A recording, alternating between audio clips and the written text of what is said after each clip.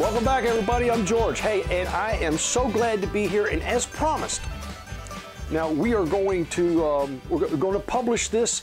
This is the sit down, and it was just a candid discussion of Bearded and Board, Jesse from Still It, and George from Barley and Hops, where we just sat down. We just talked about topics from A to Z. So there's a treasure trove of information here.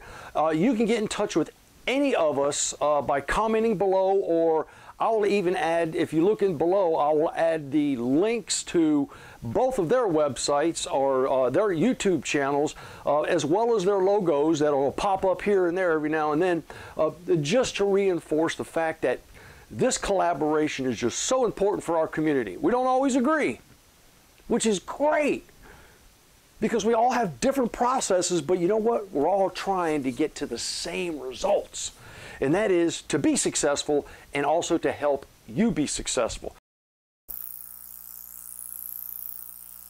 All three of us again? So what do you got? By the way, I'm George. Jesse doesn't need any introduction. Straight out of New Zealand, and there's Bearded and Board on the other end. So now's the time to ask all the questions that you've probably asked them already, but have maybe you feared commenting below. Just send us a comment. Send us an email. And don't forget to, right over here somewhere is going to be the subscribe button. Yeah. So don't forget to do that, because the only thing that we do this for is the love of the craft, the art, the skill, and sharing. And oh, by the way, we get nothing else for it except your appreciation, and show us that by subscribing. Yeah, that's not too entirely true. I make some money out of it, but it's still, I'm happy with that. That's all. I was able to get Starbucks today. The only reason I'm in America is because my Patreons pretty much help me out to get here. So that's great. So yeah, I can't say I get nothing out of it, but what I do get out of it, I try to put back into the channel, or right into looking after the family. Yeah, goes right back into the community. So yeah, they deserve it. I mean, because they have a lot of questions. So a lot of them are trying something new, which is always the the fear of the unknown. Yeah. Yep. And it's a really deep well to go diving into when you first start out. And honestly, when you're years into it, it's still a deep well. Yeah, but we don't use the term deep well to scare anybody off. No. It's matter of fact, it's to entice you to jump into the hobby. Yeah, you can jump in just a little bit, and still make some really incredible stuff. The nerding is personal choice. Yeah. In saying that, it is one of those hobbies where if you're not willing to put some time in up front, at least a little bit. Yeah, you've really got to put some research in before you jump in right up front. At least, at the very least, all you do is get the safety stuff sorted. Yeah, and then you can play around. But it's not the sort of thing you want to just buy still and do without thinking about it. I don't think anyway. Let me check the temperature. Sir, how are you? Yep. Oh. Okay. Where was we? What would you consider an excellent combination? I don't like talking recipes in particular. Yeah, I'm with you. Because of course, when you give somebody a recipe and it doesn't work, all of a sudden it's your fault.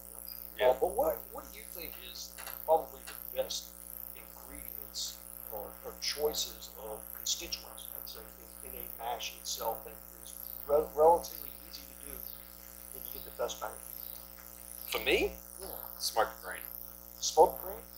Just because the flavors are so big and bold that it's.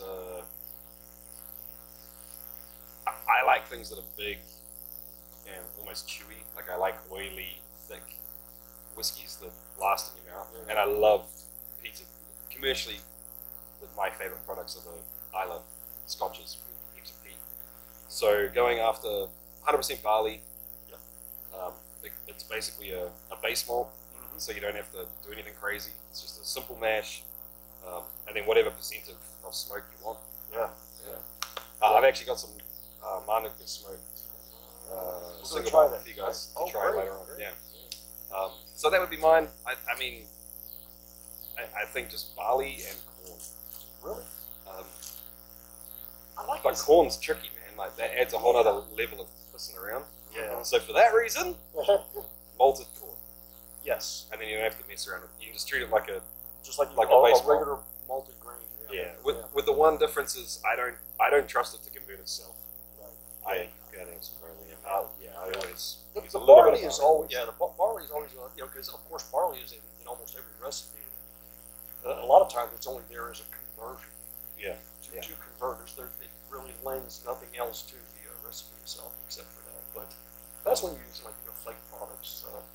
I got tied up in rye one time. I thought rye was really really good. It is a rye whiskey is a good whiskey, but you can only have so much rye whiskey. And then what do? You got to move on to something else. Yeah. So I tried some wheats because they become really crisp, and they actually make a really good vodka. Yep. I've one of my favorite vodka recipes so far is very similar to UJSSM. So it's a sugar head with wheat mixed into it. It's buckwheat, and you boil the heck out of the buckwheat, and it's used. Is it the FFB? Yeah. It's used only for flavor. You don't want any conversion out of it. Right. It's flavor and nutrients. Wow. And the amount of flavor you get out of a sugar wash on that's pretty special. I like that. Yeah. That's I haven't what tried inspired me to do this vodka wash. Oh yeah. When I saw it, I thought Basically it was kind of modeled it similar. after his Yeah. FFB. It's not I mine. didn't, It's Teddy not my said. recipe. Teddy Teddy said. said. So shout out for you, There Teddy. you go. Nice work, man. Good job. Yeah. Because we're out here doing it. Yeah. He put a lot of effort into that. The whole premise of the recipe is to ferment really fast, but not stress the yeast out. Yeah. So it ferments dry quick, but you're never really stressing the yeast out, and it's really about managing the original gravity. So I think it's 8%, I think, from memory. And giving it all the nutrients it needs with the wheat, with the DAP and Epsom salts and that sort of stuff. And he did a lot of work on that recipe. He's got it dialed in. So on the vodka side, that's my favorite. This one, I cheated, because the Teddy Sad's recipe has a multivitamin in it. Yep. And this one, I used just an off-the-shelf cereal that was fortified with vitamins. Oh, okay. Fair enough. And I didn't cook it because they were all flake products. Everything that went into that cereal had already been cooked once. Right. And I didn't. I wanted it to go really fast. So, without leaving a whole bunch of sludge at the bottom. So that's my fruit bag. Good job. I saw that. I saw the bag hanging sitting in Yeah. there. So like we would do with beer with a hop sock. Exactly. Exactly. Because it's just a grains. flavoring agent, and I don't know if anything's going to come through. I mean, we're We're gonna find out. You could Yeah. smell it in the mash. 100%. yeah, you can smell it, but it's rectifying like crazy. So Oh, it's for your steak right now.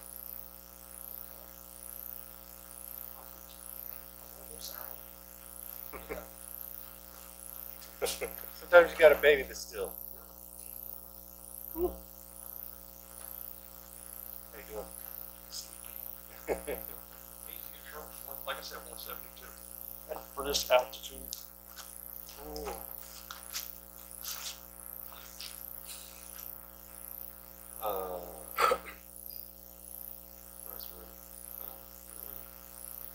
Oh, so when I get home, I've actually got something on the back burner when I get home. I haven't started yet. All the ingredients are ready for me to go. I'm going to make quite a big sugar wash, very similar to Teddy Sad's FFV, but I'm going to sum out some of the buckwheat for kibbled rye.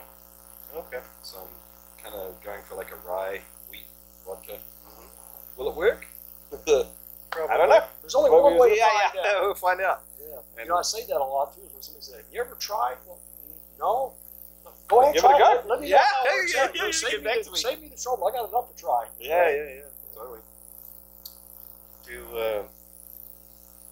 you guys have lists of stuff that you're planning to try? Yes. The lists always get longer, not shorter. Okay. I just wanted to make sure it wasn't just me. Nope. And you know, in the lists come, believe it or not, the lists come from the comments, because somebody will spark up an interest into either a topic or a process that I haven't tried yet. And so I'll spend a couple of weeks, you know, playing with that, and, you know, and failing, succeeding, failing, and find out why it failed, so I can pass it on. But that's where most of them come from. And I got the, you know, I got the whiteboard and everything in the shop, and God, I got stuff jotted down all over that, you know, what I want to get to next. And sometimes things will rise up to the top, like the deflecting. Yeah. You know, that just, it kind of rose up to the top, and we did that. But it's not because it just came up. It's been on the list, you know, but other things are above it, and it moves. And then sometimes, you know, I'll go back and I'll think on the way home tomorrow, I'll think, yeah, that'll be number 1 on the list. So your list is actually organized. That's good. Yeah. I guess that's the way to go. I have a Microsoft Word file with, I will actually cut and paste comments from all the different viewers, just throwing out different ideas or asking questions. That I think I've got like 300 or 400 now, and that's just their ideas, their questions. I have my own list too. Yeah, right. You know what I think would be a really good thing to do next time if we can get together, and with your support, maybe we can do a live. That would Have be someone cool. call in, or do like a Facebook Live maybe, or a YouTube Live, and try to do it that way to get, you know, to get some more feedback. Yes. And also offer that individual response. Yeah. When you put this video up, George, make sure you let us know, because I'll make sure to jump in on the onto the comment section. So if you have questions for me specifically, feel free to ask them on George's channel, and I'll Absolutely. I'll jump in here I think Me too. I feel the same way. I mean, you can ask me a question on any one of their channels, or you can ask them a question. He on will my channel. answer him. I have seen him do that. We will share that with each other. We do stay connected. Yeah, for sure. I can't think of a better resource than you two guys. When I get a question about distilling, I just automatically send them to, I just put both of your channel links right in there. Here you go, check out these two, and I do it on Reddit too, because we're just a lot of people that that are starting to get interested in the hobby, and I just don't have the experience to be able to advise them. And I'm positive that, you know, a few years ago I would have had no resources. You know, I would have just Go to the forums and hope for so, you guys have done a fantastic job covering so many different aspects of the hobby, and making it legitimate, but also making the information readily available and cohesive. So thank you both very much. Oh, thanks. Thank you. Appreciate it. It's the same. It's a high quality. Yeah, it is. And it's funny, dude, because anytime anyone asks about malting anything, they get sent to you, dude, instantly, because I haven't done that. And Check on my jar. Is it going? Yeah. Well, all right. It's not flowing right now. I just have to check. That valve is back. It's got that automatic valve that turns on and turns off. Okay. As soon as if it gets a little out of whack on the temperature, it'll shut off and stabilize again and go back. Okay. That's all I like about it. Pretty hands free. Yeah, it's hands free. So, most challenging brew. Peated Irish. Yeah. Was that because of the robust flavor, or too much of it, or not enough? Or? No, the fermentation got stuck. Really? Yeah, it got really stuck. So what do you do with a stuck fermentation? That's good. Man. All right, we want to get into this. Let's get into We're this. going to pry this thing open. Yeah. Okay, Yes. so first of all, if you Inquiring don't, minds want to know. If you don't have a hydrometer, what are you going to do? Get one. Hey. And by the way, I always say get two.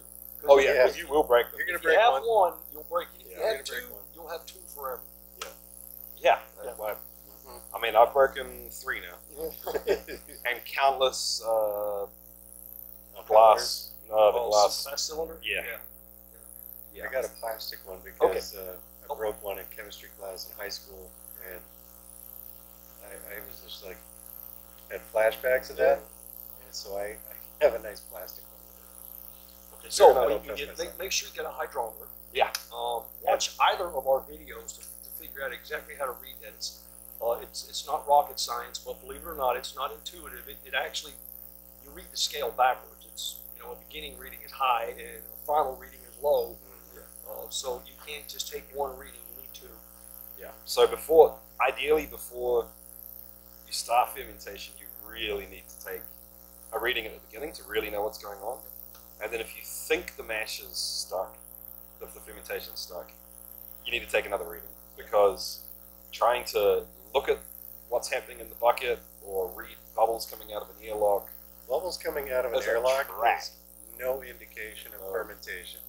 Or the Your lack bucket- of bubbles. Or the lack of bubbles. Right. Your bucket might leak. Your airlock might leak. Yep.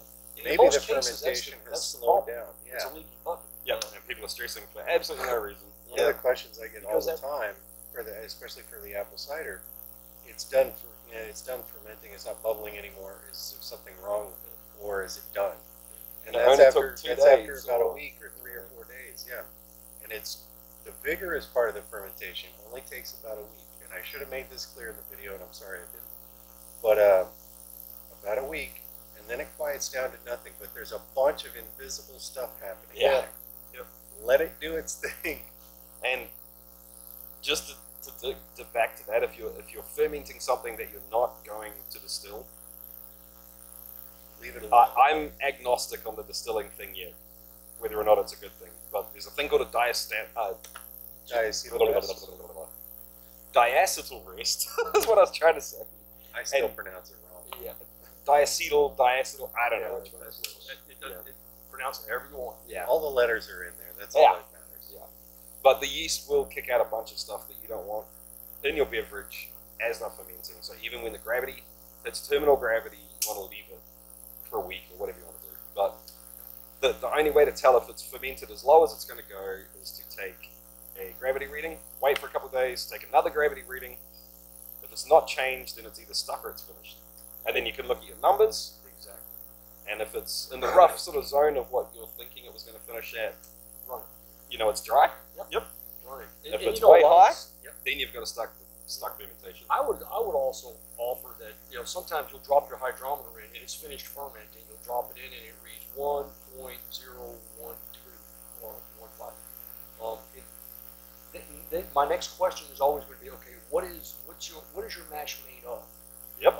If you've got a lot of solid particulates in there, Yeah. that's going to change the gravity slightly, so that you may wind up with a reading, but there's not necessarily any fermentable sugars. Yeah. You've just got kind of like junk floating around in there that you need to get out. So, Or even if it's an all grain, mash and it finishes at 10-10, yeah, I mean that might just be all the conversion you got. Yeah. exactly, yeah. And that's all you're ever going to get from it. So, but if it does stop, I mean, there's a couple things you can do.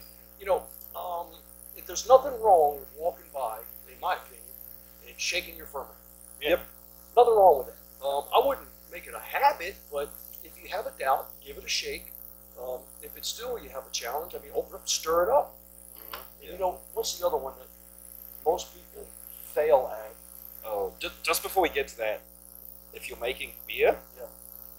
don't open your Don't fermenter open up it, and stir it. Yeah. No, you're right. Yeah. Oxygen before fermentation is great. Oxygen after fermentation, is no bueno. bad. Yeah. Yeah. And you also open it up to the environment, so it's a perfect Negative, reading negative, ground for other stuff. Yeah. Yeah. And just because I know people can interpret words differently, when we say give it a shake, we really mean give it a swirl, Give it a but swirl. not like a don't. Notice yeah. the motion that we're all Yeah. because we've all Not many figured it people are out. gonna pick the Just bucket like up in this. 2 minutes. Not like this. Yeah, and essentially the reason you're doing that is that different strains of yeast will flocculate in different ways, and that means that they'll precipitate drop out. When they've decided they've done their job, they get lazy and they just sink down to the bottom of the bucket. So if all your yeast sinks down to the bottom of the bucket, you've got nothing in suspension to be going to work. So sometimes just giving it a gentle stir can give it a kick up. Yeah.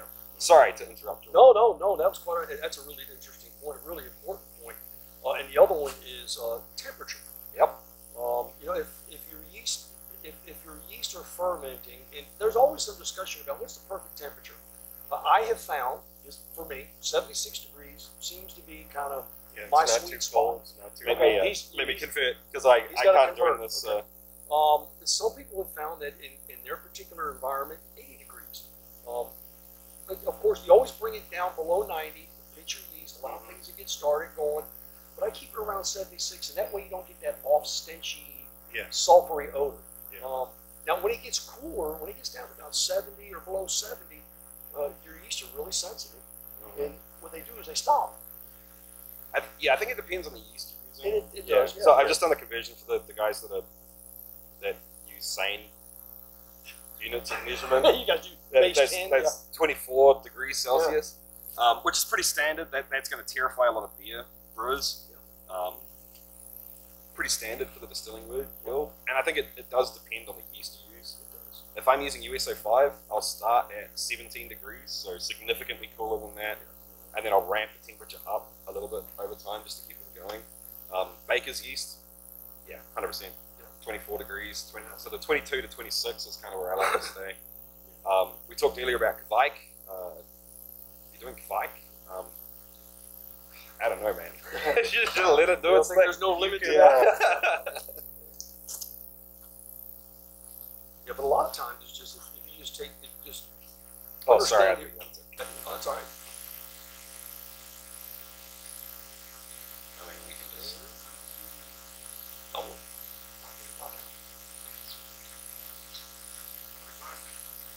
Can we have a sniff, sir? It sniffs, It's interesting, the wheat quite often to me comes across almost like a licorice. So be careful when you're off. I'm glad you caught it, sir. oh, I can smell that from here. Mm-hmm. That smells like wheat to me. Very any flavor through it. That like it's somewhere between like all grain breakfast cereal and licorice. Yeah. I didn't taste it. The cereal that I use is actually a mix of malted barley and wheat. Oh, okay. So there's barley in it too. Interesting. Well, we just pulled off our first jar. I think it's a success to start. Yeah. The other thing that may mess you up with a stuck fermentation is if you start with a gravity that's way too high. Way too hot, yes. And personally, once again, people do things for different reasons. Let's wait till he gets Oh, back. okay. We don't have the empty seat, but you're right.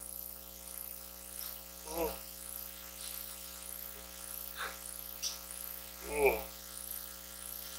Yeah. Okay. Dang. The other reason that you might get a stuck ferment is if you just went a little bit too high in the gravity. I mean, there's a limit to what yeast can metabolize, and essentially they're creating it's excrement, and it's a poison for them. Personally, I mean, people do things for different reasons, right? Some people just want a buttload of alcohol, as simple as possible, and they're not too worried about what it tastes like. If that's you, that all power to you. I will almost never go over 10% on any wash. Maybe I'll push it to 12, and then that's I'm usually around the 12 or so. I'm at 1090.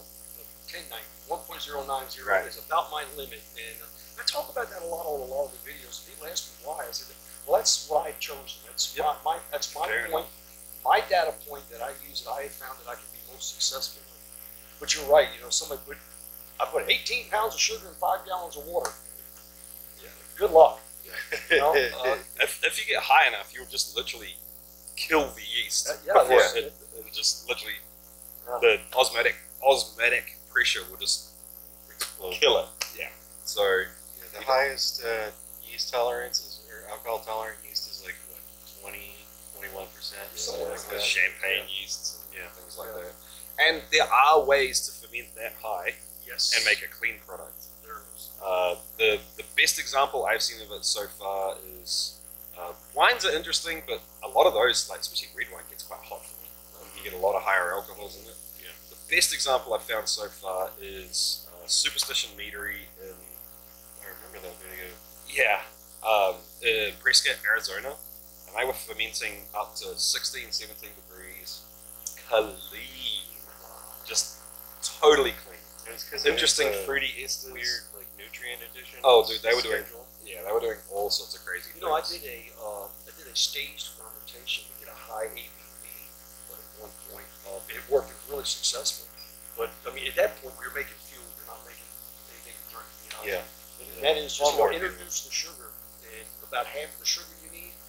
And, Right. and let it start fermenting. Yeah. And after about 3 or 4 days, when the gravity starts to drop, you take 1/3 of it, introduce 1/3 of what you've got left, and re-energize it. It'll start again. And as it eats that, you introduce the next third, then the final third.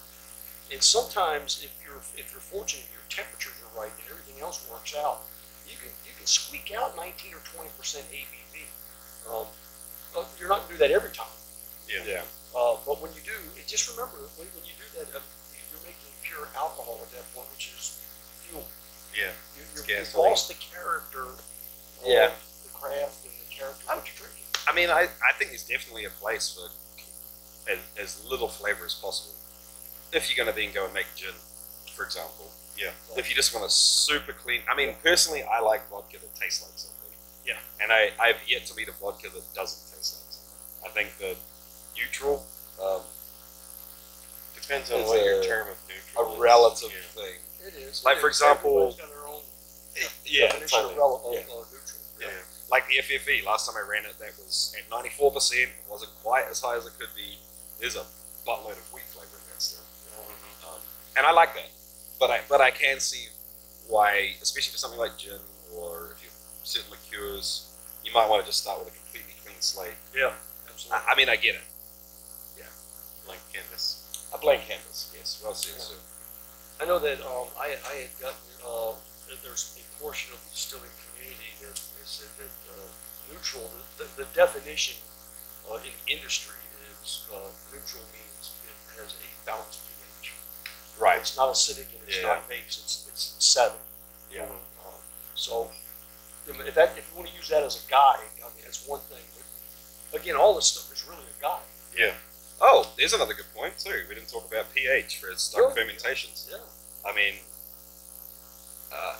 if you're doing standard fermentations and you're fermenting clean, and you started in the right ballpark, you're probably going to be fine. But if you're doing something with some funky yeast, for example, or a sour mash, you can easily get down to a pH where we would just stall out. It's inhospitable. Yeah. What's, Now there are some wines that go to 3. Yeah. 3.2, but I know, like the industry standard for a mash is 5.2. Yep. Somewhere in that neighborhood. Starting. Yeah, starting. Yeah. Starting. But Two you to don't have five. to be. You don't have to be directly on that. You know? No. Yeah, it's a data point for you to try to achieve. If you hit it, fine. If you're off a couple points here and there, don't worry about it. You're going to be okay. Well, I mean, it goes back to the same thing as like, why are you making it in the first place, right? Are you trying to make something delicious? If you're making something delicious and you get 5.1 instead of 5.2, it's still going to be delicious. If you're trying to do exactly what you did last time, but tweak one variable, Right. to figure out how to improve something, Yeah. Then you look into that. you want to control everything as much as you can. We talked about that in my Smash Pumpkin beer video. Keep your variables. The only thing that's different, keep everything else the same. One thing I forgot to mention in that beer video was that I put in some Windsor yeast. And the Windsor yeast was dead. It was cracked out, so nothing happened. And so I came by 12 hours later and I put in some Nottingham. And that started up just fine. I had one more batch of beer to make, so I put some Windsor yeast in that one, let it sit 12 hours, and then put Nottingham in there. Because I want all of them to have everything the same, Right. except for those seeds. Yep. Which one is going to taste different? Yep, and that's exactly what we're talking about, right? You're trying to test something. Yeah. Whereas if you just wanted to make 3 tasty things, Right. who cares? Yeah. So once again, what do you want to do?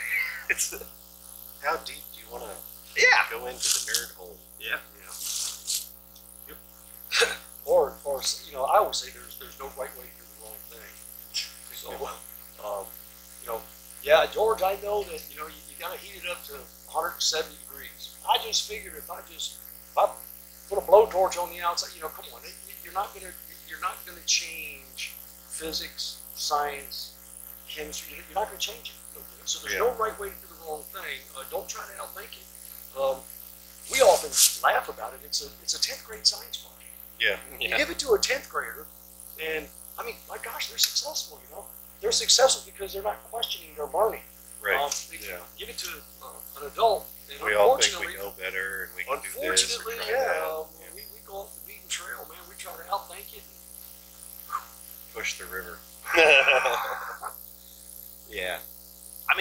is a point, right? You need to. There's two ways of coming at it. You can come at it from learn what I need to do to get the result. But if that's all you do when things go pear-shaped, you don't know how to problem solve it. Right, right. The other way is that you learn how to understand what's happening and kind of figure out what your win condition is and what knobs and levers you could pull between A and B to still get your win condition or to change your win condition. And when you get to that point, it's the same. Win condition. I guess it's like just, I don't know. I guess it's like game theory. I don't know. Our metaphors are getting a little dangerous over here. Yeah. But there's nothing more satisfying than sitting back and looking at your system and manipulating it. Yeah. You know, and you manipulate, but you know what you're doing. You manipulate it. You go, well, I want this is what I want to do. So if I manipulate this one area, I can. This is the results I'll get. You know? Yeah. And whoops! Oh wait a minute, something's going wrong. So I can manipulate that, but I understand why it's doing that. Yeah, that's the thing is, nothing more if you haven't tried a recipe, try it the way it's written or the way you saw it done, so you know how it's supposed to taste. Because if you say, well, I'm going to take this recipe for something I've never tried before, and I'm going to throw a bunch of cinnamon in it to whatever, and it comes out tasting like crap, well, you're not going to know what point in the process made it taste like crap. Was it all the cinnamon you threw in? Yeah. Or was it just something a else? recipe? A crappy recipe, exactly. Or process. Or the process.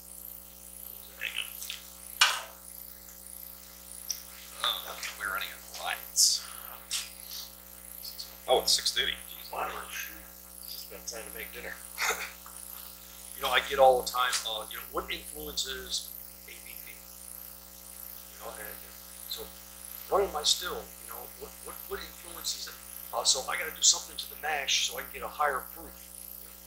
And it's hard sometimes to describe that the two are absolutely separate topics in themselves. I can take a 5% ABV mash and put it in a still and run it and get 160 proof. Right. You can put a 12% mash in a still and run it and get 160 proof. That proof in the still has nothing to do with the mash in the bucket. They're two totally separate topics altogether. Yeah. There's so much confusion about that. I mean, unless you're running a basic pot still. Right. I mean, you're pretty Then you want to be hooving to whatever's in there. There you go. Yeah. I mean, your alcohol by volume has everything to do with the volume you're going to but it has nothing to do with the strength of it. Yeah. So, I mean, if you put a 4% mash into a pot still, you're not going to get 95% no. out. That's what I mean. In a reflux still, sure. Yeah. Yeah, You're you not can get going to whatever get percent. 95%. But you're only going to get 5%. No. Yeah. But, Well, if you kept running it back and right. back and again. But you'll only get that 5% of that mash in volume. So, you know, I always use the analogy of if it's a 10%, if it's 20 gallons at 10%, that's, no, let's say it's 10 gallons at 10 10 gallons, yeah. it's 1 gallon. Yeah, that's what If you've it's got. 5% at 10 gallons, it's a half a gallon. Yeah. And I don't care what you do, you're not going to get No, any you're not gonna more get than more that out. half a gallon or that 1 gallon. I mean, that's an interesting topic, right, too. The still doesn't make anything. It doesn't create anything. All it does is let you Remove your water. separate That's it. things. It's a water remover. Yep. Amazing. And it just depends how efficient you want it to remove that. I mean, that's super simplified, right? Because when you finish distilling, you don't have water left in the boiler. No. You've got all sorts of funky ass stuff. Yeah. Nasty stuff in it. And you don't only have alcohol on the other side. Yeah. Otherwise, we wouldn't have any flavor. So we are super simplified, but But it makes sense. It does, And 100%, it fits in this whole process. So you got to pick apart the clever thing I say and just make it sound all way more complicated. I am here to be the wet blanket. All right, that was my job description. So process is very important because it's the way you go about distilling. Yeah. And that's an art. Yep. The whole thing's an art in my mind. Oh gosh. Yeah. Everything from before you even begin the mash, choosing the grains, or choosing whatever your grist is going to be, or your adjuncts are going to be. How you grind You, them. you heard when I described that three-legged technique. Mm-hmm. You take one of them legs out, and I don't care what you do, it's going to fall It's over. gonna fall over. And, I mean, ingredients, equipment, and process. And if you can balance those, the things tend to work out really good. Yeah. And you don't have to be an expert in any one of those. You just got to use quality and have a good process. And junk in, junk out like a computer. And if you don't understand something, take your time and go do some research about it so that you do understand it. If you get lost, don't just push ahead. Call Bearded, because I'm going to put his phone number on this. It's One of 111. the things that I did, my wife, I asked her for a beer brewing kit years and years ago for Christmas. It's when you're an adult, you don't really, nobody knows what the heck to get for you for Christmas. And she said, "What do you want?" I said, "A beer brewing kit." And I knew it was coming. And yet, I went to the store and I got tons of sugar and apple juice and baker's yeast, and I started making my own apple cider and failing miserably because I didn't know what I was doing. And it was only after I took a step back and started reading some more, watching some videos, that I started making good stuff. And, telling you this doesn't mean that you're going to not make our mistakes. You're probably going to do them too, because, everybody has to fail at something before they get good at it. Yeah. I know what not to do really well. Yeah, there's definitely something to failing fast. Yeah. Well, I mean, you don't want to just forge your head into completely unknown territory, but there's a balance between. I tend to go the opposite way. I tend to get analysis paralysis. Yeah. And then never do anything. I've done that too. Yeah. The main thing is, when you do make mistakes, don't just delete the recipe from your computer or throw away your notes. Yeah. Save that, because the only difference between science and screwing around is writing it down, kids.